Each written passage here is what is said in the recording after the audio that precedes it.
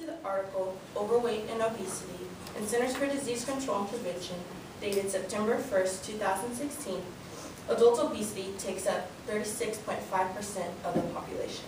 That means 1/3 of the population in the United States of America is overweight. We all need to have healthy habits now so that we will not be affected by health problems in the future.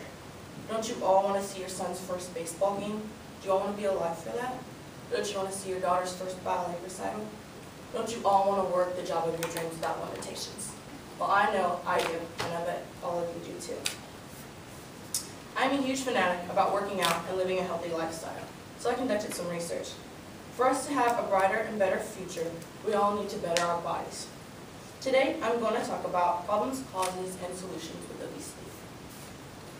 Have you ever thought about what you consume in your body on a daily basis? Let's take a survey. How many of you eat fast food 2 to 3 times a week? I do. I eat like Chipotle every day, so it's fine. According to McDonald's menu on McDonald's.com, dated 2016, a typical meal of a buttermilk chicken sandwich, medium fries, and medium shamrock shake adds up to 1,490 calories. So a daily calorie count is 2,000. You're eating 75% of your calories in a day in one meal. The biggest problem is that Americans are overweight. Excess weight has reached Americans globally and is causing a financial burden. In 2013, this increased to more than $2 billion. Increases have been made across all age groups. According to Nancy Coase in her article, Body Positivity is Not an Excuse for Obesity, in USA Today, dated October 18, 2016, millions of dollars, if not billions, are spent yearly on obesity-related health problems, which our country cannot continue to afford. Spending this amount of money can affect the amount of jobs offered every year. Don't you all want to have a job when you graduate college? Like, isn't that everybody's dream? And personal businesses that will be forced to close down due to a higher freeze. Also, the minimum wage will drop. Also, Americans are accepting their bodies for who they are. Self-positivity is important, but it is not important when people start to settle. Self-positivity is believing that you are the best you that you can be. But what if you're not? What if you're 5'4" and over 250 pounds, and you're accepting yourself for who you are? That is not healthy by any means. This becomes very dangerous. Although one can think positive of themselves, they should not allow their own thoughts to affect the reality. Settling can lead to other health problems outside of obesity. Settling can lead to heart failure. If you're sitting around on the couch, you're not exercising, you're not doing anything, there's going to be fat built up around your heart, and pretty soon your heart's going to slowly die. Settling can also lead to kidney failure. It is said that if you're more active throughout the day, you're obviously going to drink more water. If you're not active and you're sleeping every day, you're not getting that water, your kidney's not processing that. So you can have kidney failure at an early age.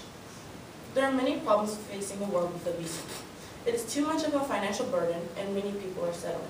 Settling could not only hurt your overall health, but these habits could lead Americans to settle in their everyday lives, making them less likely to get jobs or to become a better person overall. For everyone to better understand the effects of obesity, we need to see what causes obesity in Americans. The causes of obesity are a lack of athleticism and are overeating. Americans who do not participate in physical activity are more likely to have health problems with obesity. According to the American Heart Association, in their article, Obesity Information, dated February 2012, being overweight causes a buildup of fat, not only around the heart, but in the coronary arteries. The coronary arteries can be clogged with fatty material that can prevent blood flow through the heart, but exercising can prevent the accumulation of fat around the heart and in the coronary arteries. Also, exercising can boost your energy. It delivers oxygen and nutrients into your tissues, which help the cardiovascular system more efficiently. When your lung and heart improve, you are more likely to become more active throughout your day and less tired. Thus, you're more active, you're not sitting on the couch, not eating potato chips, you're active and living a healthy lifestyle, which in turn will prevent obesity. Another cause of obesity is overeating. Americans tend to eat more due to emotional eating because food is comfort. It makes everyone feel better. I know I have the biggest problem with this when I'm really upset, or when I'm just thinking, like, I can eat like a full meal and it's like I want ice cream. So then I'll go to Cold Stone, or I'll go to Custards, or I'll go over and get ice cream. Overeating, though, can lead to eating disorders. It can lead to bulimia. Bulimia is when you consume large amounts of food and then you throw it up. And then anorexia, because if you're eating a lot and then you're going to see your self-image, most people aren't going to like it because you're going to be bigger. And then you're going to try to lose all that weight. Once you start to lose the weight, you're going to want to lose more. Once you're to the weight that you need to be, you're going to look in the mirror and still see fat. And then you're just going to get more sick. Obesity is caused by lack of athleticism and overeating. It seems much easier to eat 5 pieces of fudge rather than 1 banana, and both of those will make you equally full. So why is eating healthy so hard for Americans?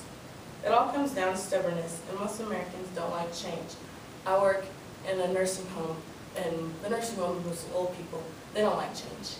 They can't do everything by themselves. They're in there, they can't take themselves to the bathroom, they can't get themselves dressed. But they try to every day. And it's hard because they don't like change. They don't like living a life and then being able not to do what they've already done.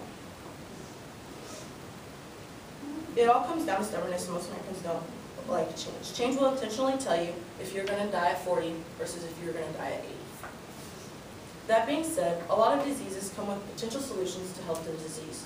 The solutions to prevent obesity are to work out at least an hour every day and to portion control what you eat.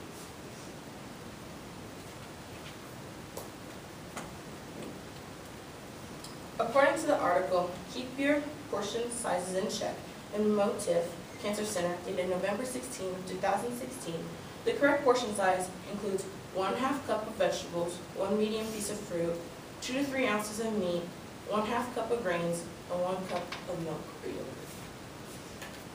Also, working out can help prevent obesity because if you need to burn 3,500 calories to lose 1 pound, and you lose 1,000 calories a day due to your workout, you should lose 1 pound every 3 days. So in turn, that's 10 pounds a month.